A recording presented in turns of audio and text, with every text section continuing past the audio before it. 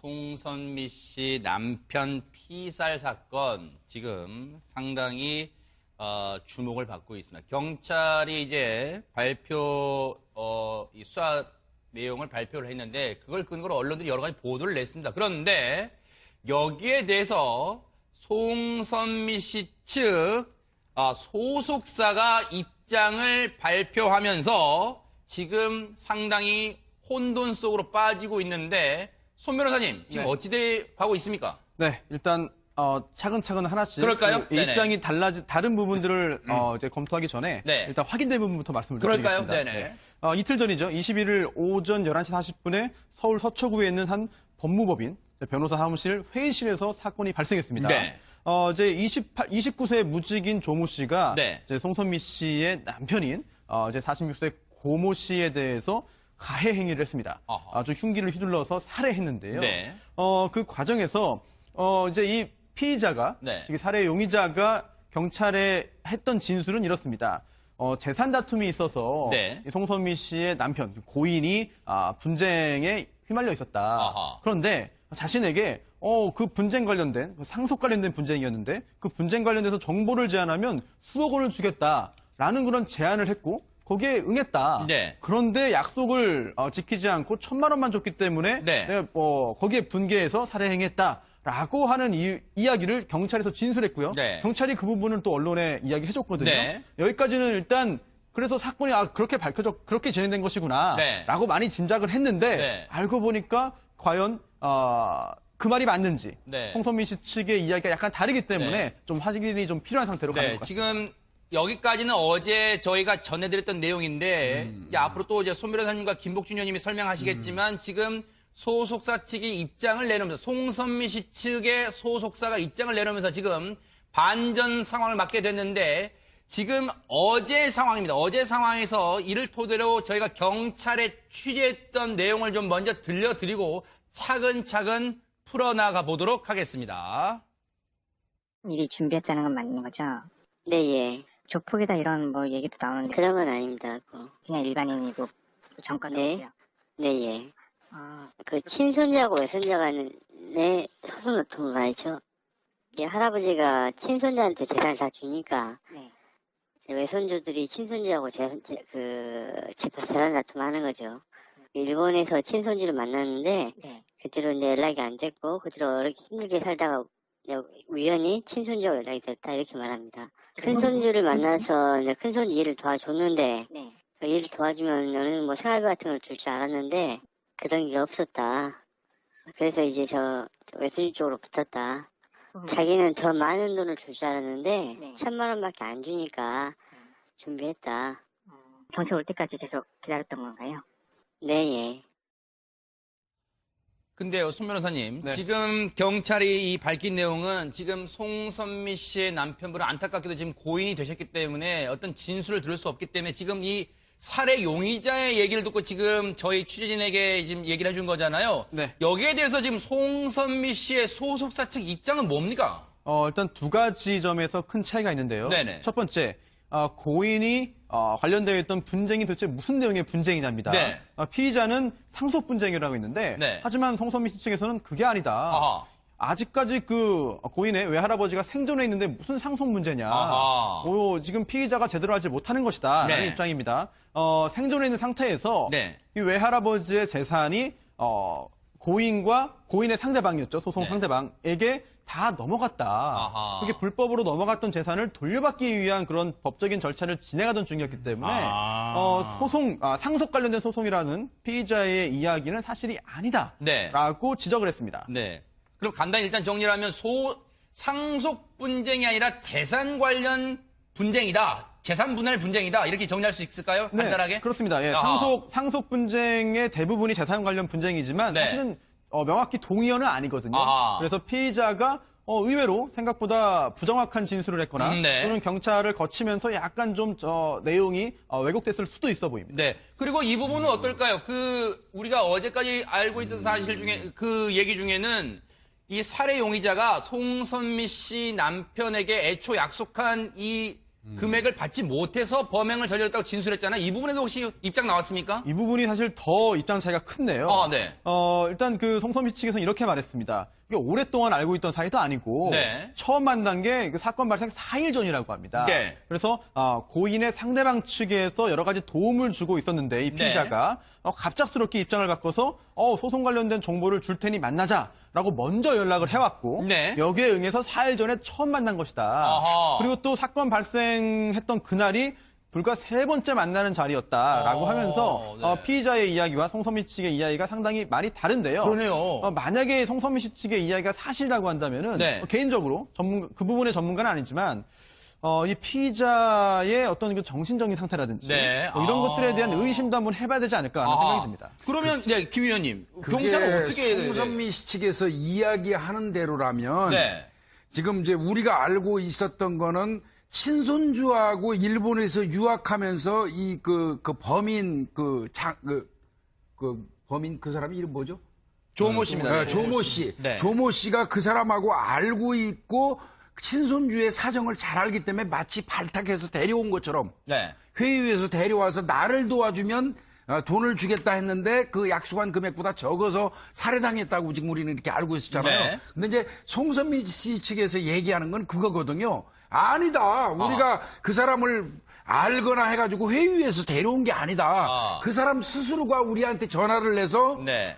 이쪽 편을 치우고 당신네 편을 도와줄게. 네. 이렇게 했다는 거예요. 아하. 그러니까 회유에서 데려온 거하고 그 사람 스스로가 온 게 다르다는 겁니다. 송선미 씨 측 얘기는. 큰 차이죠. 네. 네. 그다음에 이제 두 번째 문제는 보니까요. 네. 이제 결국은 제가 볼 때는 똑같은 소리기는 해요. 상속전 재산 분배의 문제인데 네. 지금 생존해 계신 99세 외할아버지가 아마 장손한테 서울에 있는 모 부동산을 미리 좀 증여한 것 같습니다. 네. 근데 이 나중에 돌아가시고 나면 상속을 공평하게 분배받을 권한이 있는 외손주들 입장에서는 네. 그것도 미리 증여가 되면 안 되는 거죠. 자신들이 받을 거 중에 포함되어 있으니까. 네. 그래서 그 부동산이 처분되는 거를 막는 과정이었던 것 같아요. 네. 그러니까 결국은 큰 틀에서 보면 네. 상속 재산 관련된 문제인 건 맞죠. 네. 예.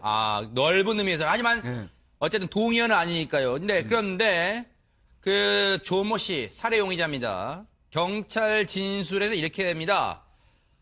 송선미 씨 남편 고 씨가 재산권 분쟁에서 유리한 정보를 주면 2억 원 정도, 여긴 구체적인 이제 액수가 나옵니다. 네. 2억 원 정도 살해금을 주기로 해놓고 실제로는 1,000만 원밖에 줄 수 없다고 말을 바꿔 분노가 치밀었다고 지금 이 살해 용의자는 경찰에서 진술을 하고 있습니다만 이걸 고지고대로 지금 믿을 수는 없는 상황이기 때문에 지금 혼돈 속으로 빠지고 있는데 그렇다면 어제 경찰이 밝힌 내용을 토대로 오늘 여러 조간들이 또 보도를 했는데 그 보도 관련해서 과연 진위가 어떻게 되는지 뉴스파이터 제작진이 또 한 번 경찰에게 전화를 해봤습니다. 같이 한번 들어보시고 이어가 보도록 하겠습니다.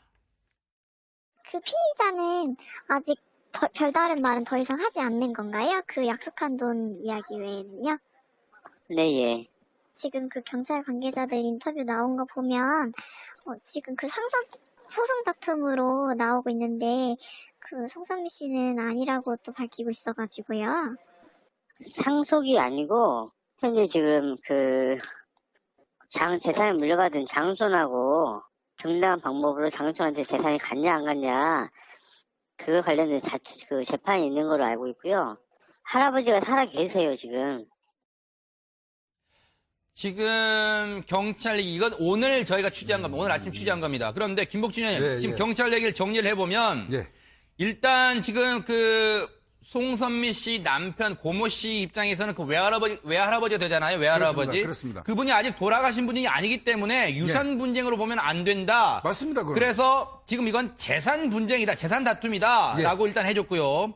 그리고 앞에 부분 보면은 피의자는 약속한 돈 이야기 외에는 더 이상 말하지 않고 있나 했더니 여기서 내라고 그랬단 말이에요. 그러면 피의자는 계속해서 지금도 약속한 돈을 안 줘서 살해했다고 주장하는 건가요? 지금? 그렇죠. 피의자는 지금 2억 원으로 이제 구체적으로 액수까지 나왔지 않습니까? 네네. 2억 원을 자신을 도와주면 2억 원을 준다 했는데 안 줘서 그게 분노가 치밀어서 살해를 했다고 살해 동기를 지금 밝히고 있는 거고요. 네. 그러니까 근데 이제 그 부분은 경찰이 이제 다각도로 그 말이 맞는지 네. 사실인지 여부는 또 따져봐야 돼요. 밝힐 수 있어요? 예, 그러니까 여러 가지 이제 다각도의 다각도로, 방법이 있죠. 네. 예, 그렇고요. 네. 제가 아까도 말씀드렸지만 이 상속이라는 거는 지금 아직 99세 생존에 계시잖아요. 네. 상속은 사망한 이후에 개시되는 것이에요. 네. 그렇기 때문에 상속을 논할 수는 없습니다. 지금 상태에서는. 다만 이분이 살아계시는 동안에 친손자한테 그 일정한 재산의 일부를 증여를 해주게 되면 네.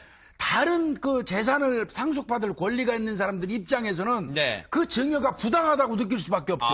나중에 그 재산도 다 똑같이 공평하게 나눌 재산이거든요. 네. 그래서 이제 그거에 대해서 그 불법하게 그 증여됐다는 부분, 그거에 대한 분쟁이 있는 네. 걸로 보여요. 쉽게 말하면 이 송선미 씨 남편, 고인이 된 이 송선미 씨 남편 고모 씨 입장에서는 그 재산이 정당한 방법으로 배분이 분배가 된 게 아니다라고 지금 그래서 지금 법적 다툼을 하던 건데 근데 홍수민 아나운서 네. 대체 그러면 이 송선미 씨 남편 고모 씨의 외할아버지라는 사람은 대체 어떤 사람입니까? 그러니까 이 외할아버지가 18살 때 일본으로 건너갑니다. 어허. 그래서 굉장히 크게 사업에 성공을 하는데 네. 일본 교토의 이 4성급 호텔을 이제 운영해서 이제 회사가 점점 커집니다. 일본 전역에 퍼져 있고 아마 네. 우리나라 분들도 일본 여행 가시면 한 번쯤 이곳에서 묵어보셨을 겁니다. 그래요? 그러니까 회사는 일본에 있는 거죠. 네. 그리고 부동산과 또 재산 이런 건 또 서울에도 보유를 하고 있는 상태라고 합니다. 일본 교토의 유명한 그 4성급 호텔도 갖고 있고 서울에도 적지 않은 부동산을 갖고 있고 최소 지금 저 CG 나옵니다만 수백억 원대 자산가로 알려져 있고 특히 그 아래 보세요. 홍수민 아나운서. 네. 2000년대 기부 활동을 하게 됐다. 이런 얘기도 있네요, 지금. 그렇습니다. 이제 사업이 크니까 또 이제 사회에 환원하자는 차원에서 아하. 기부됐던 것 같은데 또 여기서 전 또 생각해 볼 거는 네. 정말 유산 문제였더라면 네. 일본에서 뭔가 좀 이런 분쟁이 더 있지 않았을까. 근데 차라리 이 재산 문제이기 때문에 이 서울의 변호사 그 회사에서 네. 이런 일이 있지 않았을까 이런 생각도 한번 해봤습니다. 지금 이 송선미 씨 남편 외할아버지라는 분은 18살 때 일본으로 건너가서 한마디로 그냥 맨손으로 자수성가를 한 그런 분으로 지금 알려져 있는데 네. 그런데 홍수민 아나운서 왜 그러면 송선미 씨 남편 고모 씨는 이 재산 다툼에 관여를 하게 됐던 걸까요? 그러니까 이제 뭐 여러 가지 외가 쪽이나 친가 쪽 이 네. 자손들이 이 재산을 갖고 싸우게 되는데 네. 이 할아버지가 원래 친가 근데 이 송선미 씨 남편은 네. 어떤 변호사도 아니고 어떤 그 영화계의 설치 미술가잖아요. 그렇습니다. 네. 미술 감독 겸 설치 예술가입니다. 네네. 아마 우리나라에서도 뭐 질주, 천하장사 마돈나, 뜨거운 네. 것이 좋아 등 아마 익숙한 영화에서 미술 감독을 맡기도 하셨고요. 또 A모션 전시사업부 대표로 2007년에 설치 예술품 이 모래시계까지 전시를 했던 이 설치 예술가이기도 합니다. 그러면 손 변호사님 이런 이 영화계에서 잘 알려진 예술가가 왜 이런 분쟁에 끼어들었을까요? 사실 뭐 직업이라든지 그동안의 성과는 사실 큰 관계는 없는 것이고요. 네. 이게 혈연 관계이기 때문에 이제 이 분쟁에 휘말리게 된 것으로 보입니다. 네. 왜냐하면 이 고인이 소송의 당사자는 아닐 거예요. 네. 구체적으로 어떤 소송인지 소송이 진행되고 있는지 제가 확인을 못했지만 네. 지금 전해지는 바에 따르면 이 고인의 외할아버지가 재산이 많았고 아하. 이 고인의 외할아버지가 사망했을 경우에 이제 고인의 모친 네. 그리고 또 장남으로 알려져 있는 그 외삼촌 네. 이 상속을 하게 되는데 아하. 그 상속을 할 때는 이제 유언이 없다고 한다면 법정 상속분에 따라서 나눠서 하게 되거든요. 네. 그런데 상속이 이루어지기 전에 즉 외할아버지가 아직 생존해 있는데 미리 그 재산 중에 상당수가 장남인 외삼촌으로 이미 넘어갔다는 거잖아요. 그렇다면 지금 상태에서 이거를 돌려받으려면 이 소송은 외할아버지가 자신의 아들인 외삼촌, 네. 장남 상대로 하는 소송이 될 겁니다. 그리고 이 고모 씨 같은 경우에는 이제 외손자죠. 네. 외손자로서 외할아버지를 위해서 소송을 도와주는 입장이었을 네. 것입니다. 아하. 그런 상황에서 소송을 이제 준비 또는 진행하는 중에 네. 이런 참변이 생겼는데 결국 뭐 직업적인 것이라든지 이런 게 영향을 미친 것이라기보다는 네. 가족 관계, 즉 혈연 관계에서 분쟁을 해결해주는 그런 한쪽 입장이기 때문에 네. 그런 것이고요. 그러니까요. 네. 할아버지가 친손자한테 아직 상속이 개시되기 전이잖아요. 네. 살아계시니까 그 전에 이제 그 재산을 일부 줘버리면 네. 나중에 돌아가시고 난 이후에 공평하게 받을 수 있는 권리가 침해받잖아요. 네. 그렇기 때문에 증여해 준 거를 취소하라는 소송을 한 것 같습니다. 아하. 예, 지금 증여, 할아버지가 친손자한테 일부 준 재산의 네. 어떤 증여를 취소해달라는 취소 소송을 네. 하고 있는 중인 걸로 그리고 보여요. 또 일부 보도에 따르면은 네. 이게 증여를 외할아버지가 본의에 따라서 장남에게 다 넘겨준 것이 아니라 네. 이게 외할아버지의 의도에 반해서 이 외할아버지가 하지도 않았는데 재산이 불법적으로 건네졌다라는 네. 그런 보도도 좀 있습니다. 네. 어쨌든 여기 중요한 건요. 일단 정확한 것은 이 유산 상속 분쟁이 아니라 재산 분쟁이다. 그런데 그렇죠. 지금 외할아버지는 이 송선미 씨 남편 고모 씨의 외할아버지는 생존에 계시기 때문에 재산 분쟁인데 여기서 어쨌든 궁금증은요.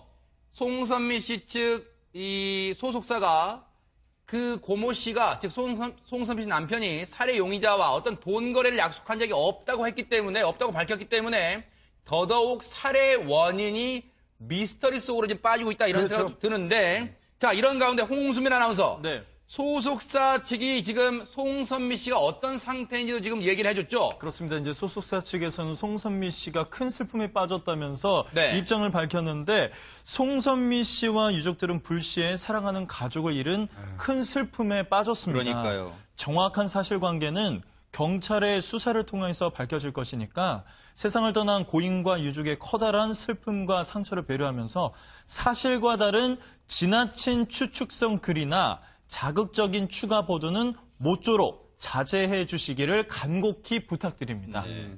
최명기 원장님, 어제도 저희가 전해드렸습니다만은 이 슬픔은 이루 말할 수가 없으니까 특히 결혼한 8년 만에, 9년 만에 이 딸을, 사랑하는 딸을 얻고 나서 남편과 이 남편이 딸바보처럼 지낼 정도로 딸에 대한 사랑이 극진했는데 그 남편이 지금 이렇게 참변을 당하다 보니까 송선미 씨와 그 가족들의 이 슬픔을 이루 말할 수가 없을 것 같습니다. 그래서 남편이 이제 예를 들어서 뭐 질병으로 자연살을 했다 그래도 엄청나게 슬픈 일이 되는 거고요. 네.